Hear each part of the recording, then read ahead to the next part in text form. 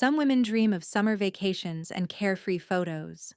I accidentally sent mine to a man whose empire was built on fear and whose word was law in 3 countries. He looked at that photo for exactly 7 seconds before his entire world shifted, and mine shattered. The fluorescent lights of the convenience store buzzed overhead like dying insects as I restocked energy drinks at 2 in the morning, my third shift of the week. At 24, I should have been finishing graduate school like my friends, attending rooftop parties, and dating men who wore khakis and talked about their investment portfolios. Instead, I was counting pennies and trying to ignore the ache in my lower back from standing for 12 hours straight. My phone sat on the counter next to the register, screen illuminated with a text from my best friend asking if I'd finally sent that bikini photo to the guy from the gym I'd been too scared to talk to for 3 months. I'd taken it earlier that day during my lunch break, standing in front of my bathroom mirror in the only nice swimsuit I owned, trying to feel confident despite the constant exhaustion that clung to me like a second skin. The bell above the door chimed, and I looked up to see a man in an expensive suit walk in, completely out of place in this neighborhood where most customers wore stained shirts and defeated expressions. He moved with the kind of fluid grace that suggested violence was always an option, his dark eyes scanning the store with the precision of someone accustomed to identifying threats before they materialized. I went back to my phone, fingers hovering over the screen as I debated whether sending a photo to a stranger was desperate or brave. Before I could decide, my manager appeared from the back room, face pale and hands shaking in a way that immediately set my nerves on edge. That's when I heard the sound that would change everything. 3 sharp knocks on the back door, the kind that didn't ask permission but demanded compliance. My manager froze, his eyes darting to the well-dressed stranger who smiled without warmth and nodded toward the back. "I need you to open that door," my manager whispered to me, his voice cracking with barely contained terror. "No," the stranger said, his accent slight but unmistakable, carrying the weight of authority that brooked no argument. "She stays here where I can see her. In this business, witnesses are liabilities, and I don't trust your judgment about who might become a problem." The words hung in the air like smoke, heavy with implications I didn't want to understand. My fingers, still clutching my phone, accidentally hit send on the photo I'd been debating about. The whooshing sound of a message being delivered seemed impossibly loud in the sudden silence, and I watched in horror as the screen confirmed my mistake. The photo hadn't gone to the gym guy. It had gone to the last number that had called me, a wrong number from earlier that evening, someone who'd asked for directions, to an address I didn't recognize before hanging up abruptly when I'd tried to help. The stranger's phone buzzed in his pocket, and his expression shifted from cold calculation to something I couldn't identify. Confusion, maybe, or the beginning of an interest that would prove far more dangerous than any threat he'd issued moments before. 3 days passed before I understood the full scope of my mistake. 3 days of jumping at every shadow and checking my phone obsessively for messages that never came. I'd convinced myself the photo had disappeared into the void, that whoever received it had simply deleted it without a second thought. I was wrong. The knock on my apartment door came at exactly 9 p.m., authoritative and patient. The knock of someone who knew I was home and had nowhere to run. Through the peephole, I saw 2 men in dark suits flanking a third figure I recognized immediately from the convenience store. Up close and in the hallway light, he was even more striking than I'd remembered, with sharp features and eyes that held the kind of intelligence that missed nothing and forgave less.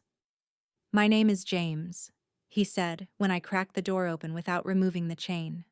"James Keller. We need to discuss a photo you sent me." My stomach dropped to somewhere around my knees. "That was a mistake," I managed to say, my voice smaller than I intended. "I was trying to send it to someone else." "I know, and that's precisely why we're having this conversation." James gestured to my apartment door with one elegant hand. "May we come in?" Or would you prefer to have this discussion where your neighbors can hear every word? I let them in because I didn't see an alternative, watching as James surveyed my tiny studio apartment with the same clinical precision he'd used on the convenience store.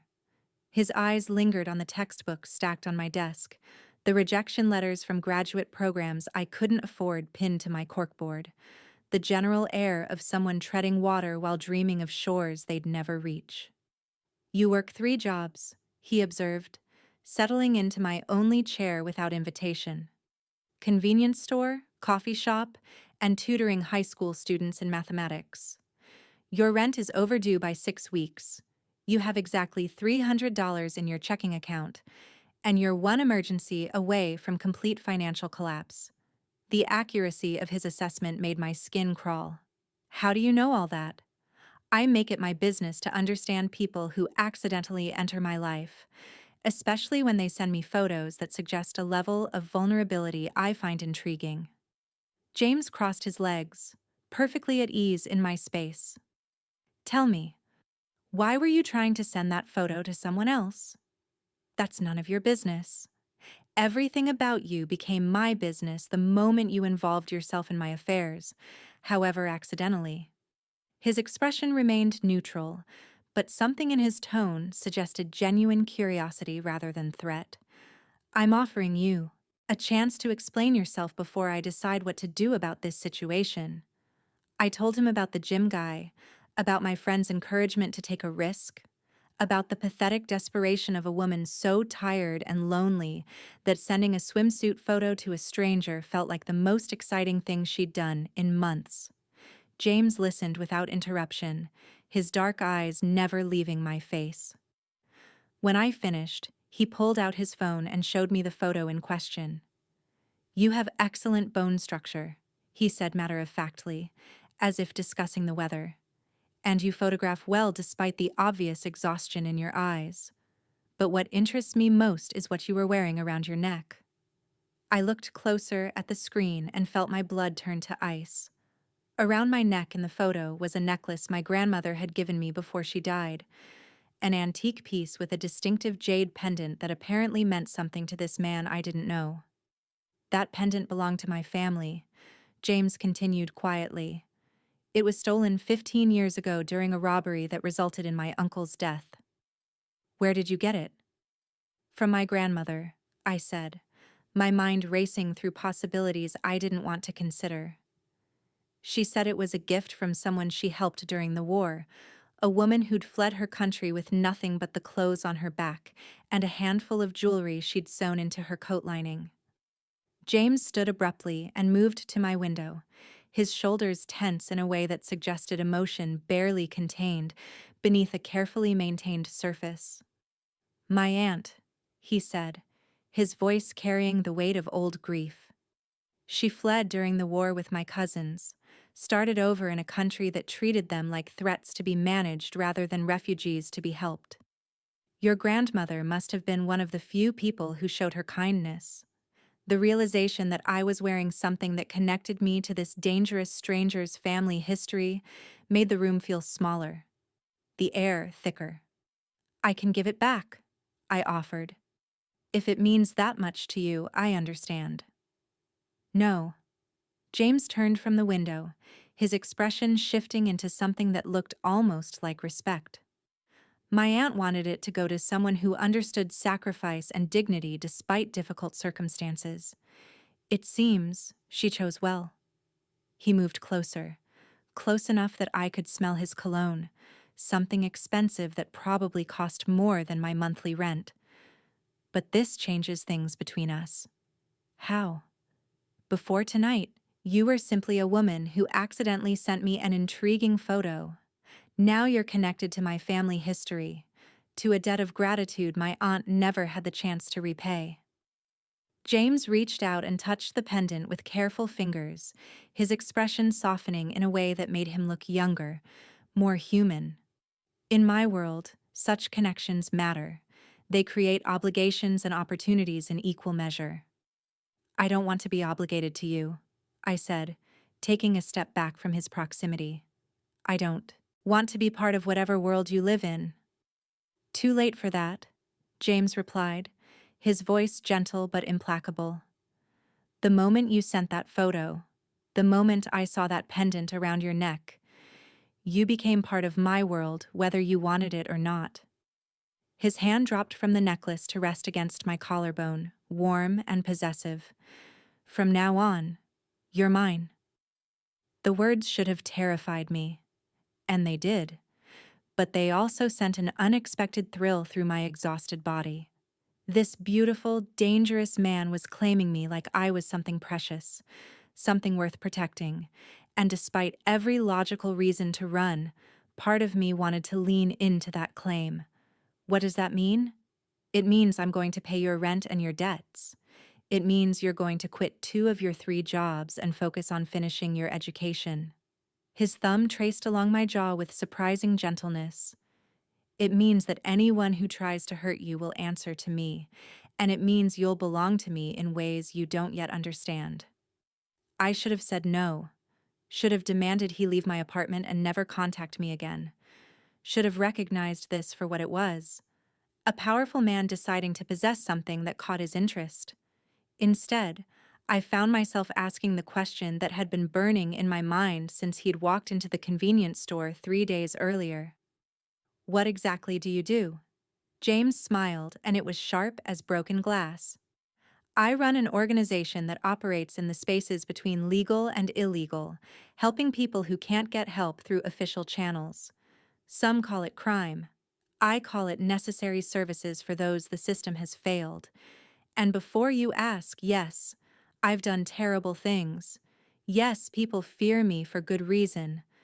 But I've also protected more innocent lives than you can imagine. The honesty was unexpected, as was the lack of justification in his tone. He wasn't trying to convince me he was a good man. He was simply stating facts and letting me draw my own conclusions. What happens if I refuse your offer? James stepped back, giving me space to breathe and think. Then I'll leave tonight and you'll never see me again.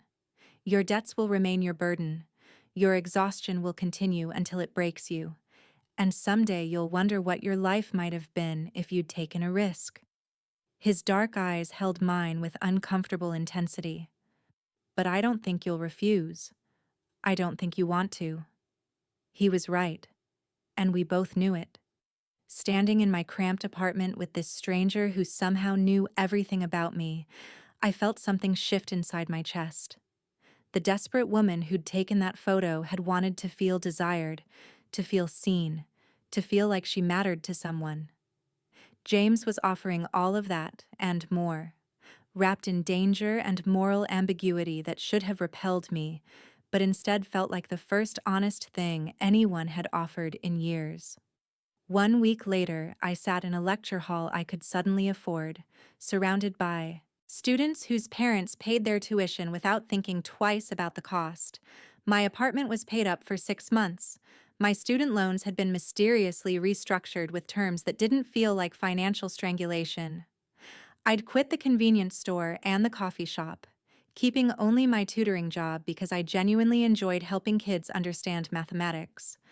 My life had improved dramatically, and all it cost was my independence and a growing awareness that I'd traded one form of exhaustion for another. James called every evening at exactly 8 p.m., his questions casual but thorough, wanting to know about my day with an attention to detail that felt both flattering and invasive. He sent gifts, expensive things I'd never have bought for myself, elegant clothing that fit perfectly because he'd somehow obtained my exact measurements, jewelry that complemented the pendant I still wore around my neck. Books I'd mentioned wanting to read during our nightly conversations. Each gift arrived with a card bearing the same message in his precise handwriting. Mine. The possessiveness should have felt oppressive, but instead it was intoxicating. For the first time in years, someone cared about my well-being with an intensity that left no room for doubt or abandonment.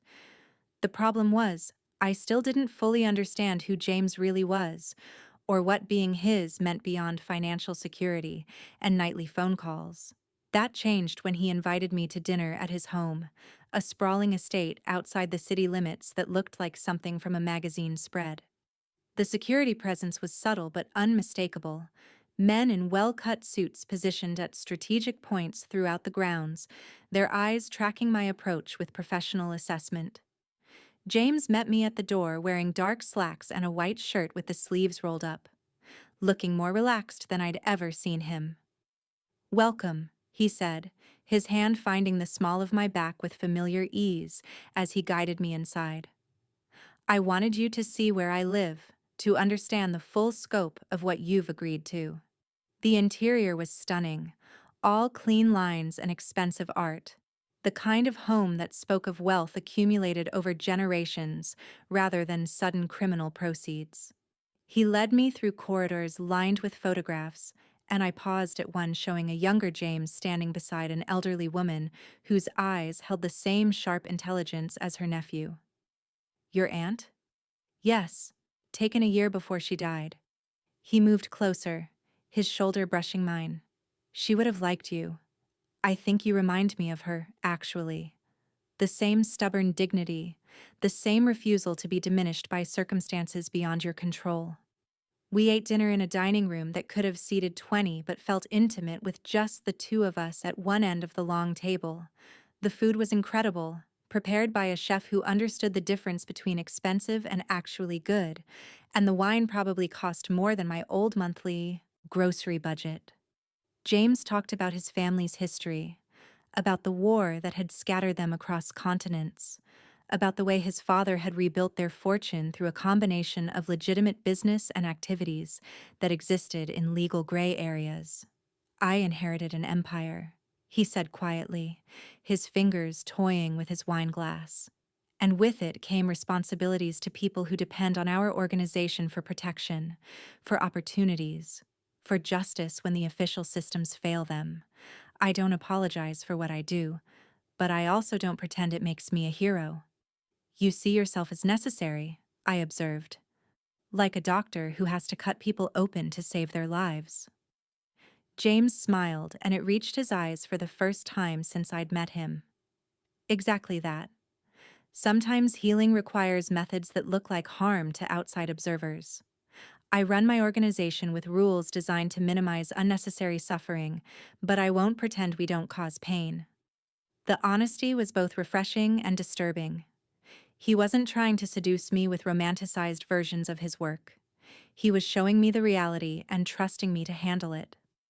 After dinner, he took me to his study, a room lined with books in multiple languages and dominated by a massive desk that looked like it had witnessed countless difficult decisions.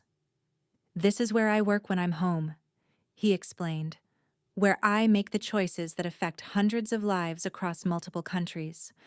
I wanted you to see it because I need you to understand something important."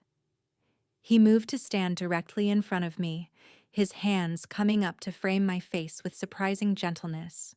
"When I said you're mine, I meant it in ways that go beyond financial support or possessive attraction. I meant that your safety, your happiness, your future, these things are now my responsibility." His thumbs brushed across my cheekbones.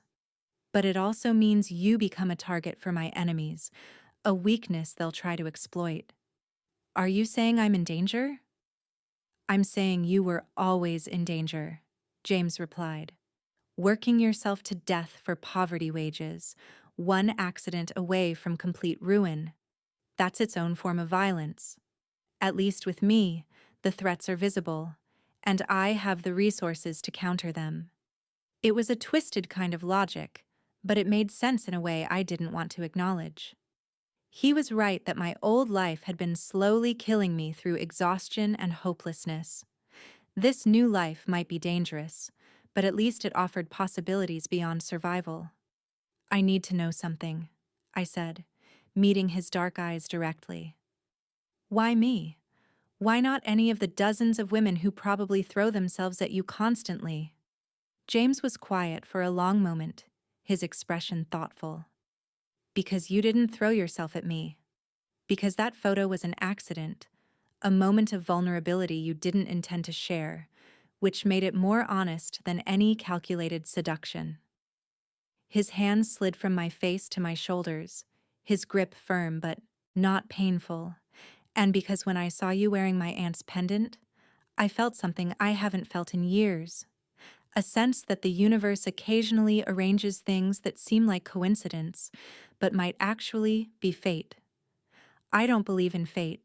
Neither did I, until that photo appeared on my phone and I saw a woman who somehow connected to my family's past while making me think about the future in ways I'd long since abandoned. James pulled me closer, his forehead resting against mine. I'm not a good man, but I'm a man who takes care of what's mine. And you, whether you fully accept it yet or not, are mine. His mouth found mine before I could respond, and the kiss was nothing like I'd imagined. It wasn't rough or demanding, but rather searching, as if he was trying to learn everything about me through the pressure of his lips against mine. My hands came up to grip his shirt, holding on as the room seemed to tilt around us. When we finally broke apart, both breathing hard, James's eyes held something I'd never seen in them before. Want mixed with genuine affection, desire tempered by the understanding that what existed between us was more complicated than simple attraction. Stay tonight, he said softly. Not because I'm demanding it, but because I want you to see what your life could become, what our life could become. I should have said no, should have maintained boundaries that were already dangerously blurred. Instead, I found myself nodding, accepting his hand as he led me upstairs to a bedroom that felt more like a sanctuary than the cold space I'd expected. He undressed me slowly, reverently, his hands and mouth mapping every inch of skin as if committing me to memory. And when we finally came together, it felt less like a transaction and more like a transformation. Two people creating something new from the broken pieces of their separate lives. Afterwards, lying in his arms with my head against his chest, I felt his fingers playing with the pendant around my neck. My aunt used to say that objects carry the energy of the people who owned them. He murmured into the darkness, that this pendant had absorbed her hope and determination to survive impossible circumstances. I think maybe it was waiting for someone worthy of that legacy. Am I worthy? James's arms tightened around me. You're here, aren't you? Despite every logical reason to run, despite knowing what I am and what being with me means, you chose to stay. His lips pressed against my forehead. That makes you braver than most of the men who work for me. I wasn't sure if that was comfort or warning, but wrapped in expensive sheets in the arms of a dangerous man, I found I didn't much care. For the first time in years, I felt safe enough to sleep without nightmares of eviction notices and mounting debt. Whatever price I'd pay for this safety would come later. For now, I let myself simply exist in this strange new reality I'd stumbled into through a mistaken photo and an antique pendant that somehow connected my past to his. The problem started 3 weeks after that first night at his estate. 3 weeks of gradually moving my meager possessions into his world while trying to maintain some semblance of my old identity. I was leaving campus after a late study session when I noticed the car following me. Black sedan with tinted windows that maintained a careful distance but never lost sight of me. My first instinct was to call James, but pride made me hesitate. I wasn't some helpless princess who needed rescuing every time something felt wrong. I took a detour through the campus library, exiting through a side door that opened onto a different street, and watched from the shadows as the sedan circled the block twice before disappearing. My phone buzzed with a text from James asking about my day, and I debated whether to mention the car. Before I could decide, another text came through from a number I didn't recognize. Cute attempt to lose us. But you can't lose what's already everywhere. The fear that shot through me was electric and immediate. I called James, and he answered before the first ring finished. What's wrong? His voice was instantly alert, the tone of a man accustomed to threats materializing without warning. Someone followed me from campus. I got away, but they just texted me. His breath hissed through the phone. Where are you right now? Still on campus. Library side entrance. Stay there. Don't move. I'm 10 minutes away. He arrived in 8, his car screeching to a halt with 3 identical vehicles forming a protective barrier around us. James emerged looking like violence given human form, his usual controlled demeanor replaced by something cold and deadly. Show me the text. I handed over my phone and watched his jaw tighten as he read the message. This is the Marconi family, he said flatly. They've been trying to move into my territory for months. Now they're escalating by targeting you. His hand found mine, gripping tight enough to hurt. Get in the car. We need to move you somewhere secure while I deal with this. I don't want to hide. The words came out stronger than I felt. If being with you means constant fear, maybe we need to rethink this arrangement. James's eyes flashed with something that looked like pain before the cold mask slammed back into place. You think I want you in danger? You think I don't wish every day that you could live a normal life without threats from my enemies? His voice was harsh, but his touch remained gentle. But we don't get to choose the consequences of our choices. We only get to decide how we respond to them. He was right. And I hated that he was right. I'd accepted his protection and support, which meant accepting everything that came with it. What do? We make sure the Marconi family understands that threatening you is a fatal mistake, James said, his voice carrying the promise of retribution. And you learn to be more careful, to accept security measures you'll hate, to understand that your life is no longer just yours to risk. The car ride to his estate felt longer than usual, tension thick enough to choke on. Once inside, James made a series of phone calls in a language I didn't understand, his tone clipped and authoritative.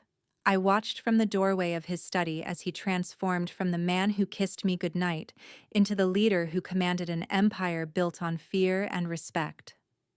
When he finally ended the last call, his shoulders sagged slightly before straightening with visible effort. Pack a bag, he said without looking at me. You're leaving the city for a while. I'm not running. You're not running. You're being smart. James turned to face me, and the exhaustion in his eyes made him look older. The Marconi family won't stop with surveillance and threatening texts. They'll escalate to kidnapping or worse, and I can't protect you properly while also handling the response this requires. There's a safe house upstate where you'll be comfortable and secure. No. I crossed my arms, surprising myself with the firmness in my voice. You told me I was yours, that you'd take care of what belonged to you. Well, if I'm really yours, then we face this together. You don't get to ship me away like furniture you're storing until the danger passes. James stared at me for a long moment, something shifting in his expression. You understand that staying means watching me do terrible things? It means being present for the violence I usually keep hidden from you? Yes. I moved closer, reaching up to touch his face. I understand what you are, and what being with you requires. Stop trying to protect me from reality. If I'm going to be in your world, I need to see all of it, not just the parts you think I can handle. His hand covered mine against his cheek, and I saw the war playing out behind his eyes. The desire to keep me safe battling against respect for my autonomy. The need to shelter me from his darkness warring with the understanding that I was stronger than he'd initially believed. All right, he finally said, the word heavy with implications. You stay. But you follow every security protocol without question, and you accept that what you're about to see might change how you feel about me. I can live with that if you can. I wasn't sure if I could, but I nodded anyway, committing myself to a path I couldn't see the end of.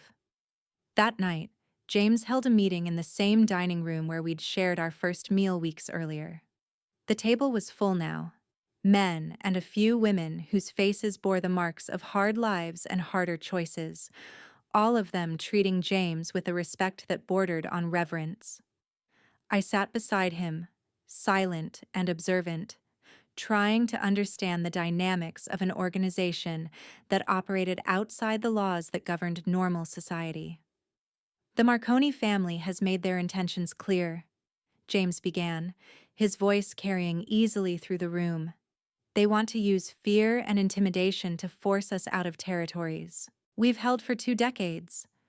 His hand found mine under the table, squeezing briefly before releasing.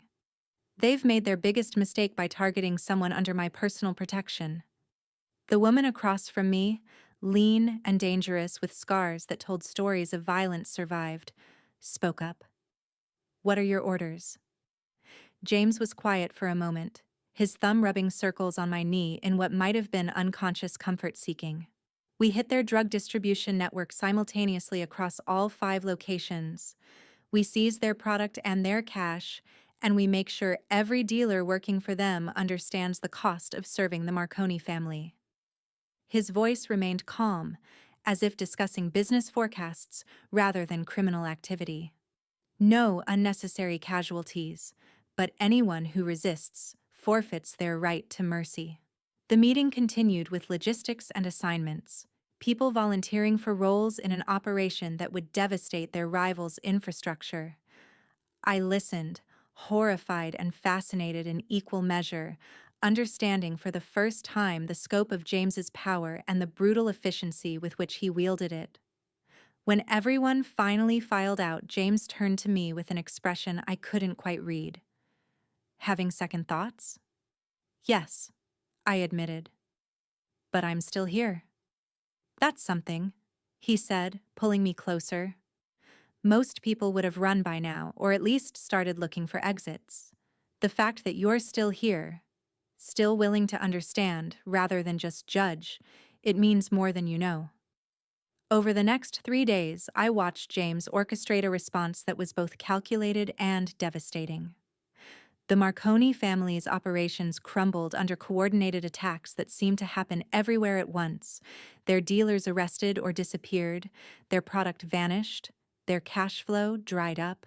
James never participated directly in the violence, but his fingerprints were on every move, every decision, every consequence. I accompanied him to meetings with people whose faces would haunt my nightmares, heard conversations about matters I'd previously believed only existed in movies. I saw the fear he inspired and the loyalty he commanded, understood the delicate balance he maintained between being respected and being feared. And through it all, he never tried to shield me from the reality of what he was doing. But he also showed me the other side of his organization. We visited the community center his family funded, where kids from rough neighborhoods learned skills that might keep them out of gangs. We met with families whose medical bills his organization had quietly paid. We sat with elderly immigrants who'd found jobs through his network when official channels had rejected them. The man who orchestrated criminal enterprises with ruthless efficiency was the same man who ensured single mothers had groceries and that refugees had legal representation. On the 4th night after the meeting, James came home looking exhausted and sat heavily in the chair by the window in our bedroom. It's done, he said quietly. The Marconi family has withdrawn their operations and offered terms for peace. You're safe now. I should have felt relieved, but instead I felt something more complicated. Gratitude mixed with guilt. Safety purchased with violence I'd tacitly approved by staying. I sat on the arm of his chair and ran my fingers through his hair, feeling him relax incrementally under my touch. What did it cost? Everything costs something, he replied, pulling me into his lap. This cost the Marconi family their pride and their foothold in this city. It cost me favors I'll have to repay to allies who helped. His arms wrapped around me, and it might have cost me you, depending on whether you can still look at me the same way after seeing what I'm capable of. I thought about that question for a long moment, about the man who held me with such care despite being capable of orchestrating destruction. The truth was complicated and uncomfortable. I couldn't look at him the same way because I now saw all of him. Not just the attractive protector, but also the ruthless leader, Not just the generous benefactor, but also the criminal who operated outside society's rules. But seeing all of him didn't make me love him less. It made my feelings more complex, more real, rooted in understanding rather than fantasy. I see you more clearly now, I said finally, and I'm still here. That's not the same as acceptance. No, James agreed, but it's a start. 2 months passed in a strange new normal, me attending classes while surrounded by security I'd learned to ignore, James managing his empire with the same attention to detail he applied to every aspect of his life. We settled into rhythms that felt almost domestic, despite the underlying current of danger that never fully disappeared. I graduated at the top of my class, accepted into a graduate program that would have been impossible to afford in my previous life. James threw a party at the estate to celebrate, inviting people from both our worlds, my friends from school mingling awkwardly with his business associates in a collision of realities that somehow worked. My parents had died when I was young, leaving me with only my grandmother's memory and the pendant she'd given me. But standing in James's home, surrounded by people who'd become something like family, I felt less alone than I had in years. The woman with scars from his organization, whose name was Diana, cornered me in the kitchen during the party. "You're good for him," she said bluntly. "Before you, he was all business and violence. No softness left. You remind him there's more to life than maintaining power. I'm not trying to change him." "Good, because you can't and shouldn't," Diana replied, refilling her wine glass. "But you can remind him why the power matters, why protecting people is worth the moral compromises." She studied me with sharp eyes. "Just don't forget that the life you've chosen will always be complicated. The people who love him will also fear him, and you'll have to live in that contradiction." "I already do," I admitted. "Every day, I wake up next to a man who's capable of terrible things but treats me like I'm precious. Every day I benefit from money earned through activities I'd condemn in anyone else." The contradiction was exhausting and intoxicating in equal measure. Diana smiled, and it was knowing and sympathetic. "Welcome to the family, then. It doesn't get easier, but you learn to carry the weight." That night, after everyone had left and the caterers had cleaned up, James found me standing on the balcony overlooking the grounds. I'd been thinking about Diana's words, about the weight of loving someone whose morality existed in shades of gray rather than black and white. "You're quiet," he observed, joining me at the railing. "Regretting your choices?" "No," I said honestly. "Just thinking about how strange life is. 6 months ago, I was working 3 jobs and barely surviving. Now I'm standing in a mansion with a man who runs a criminal empire, and somehow that feels more real than anything I've experienced before." James pulled me back against his chest, his arms wrapping around my waist. "Real isn't always comfortable. Sometimes it's messy and complicated and morally ambiguous." His breath was warm against my ear. "But it's ours, and that makes it worth the complications." I turned in his arms to face him, seeing the vulnerability he rarely showed. "I love you," I said, the words surprising us both. "I don't know when it happened or if it's wise, but I love the whole complicated reality of you. Not the fantasy, not the protector or the provider, but the actual man with all his contradictions and choices I don't always agree with." James's expression shifted through several emotions before settling on something that looked like wonder. "I've done terrible things," he said quietly. "I'll do more terrible things because that's who I am and what my responsibilities require. You should walk away while you still can." "But I won't." His voice dropped to barely above a whisper.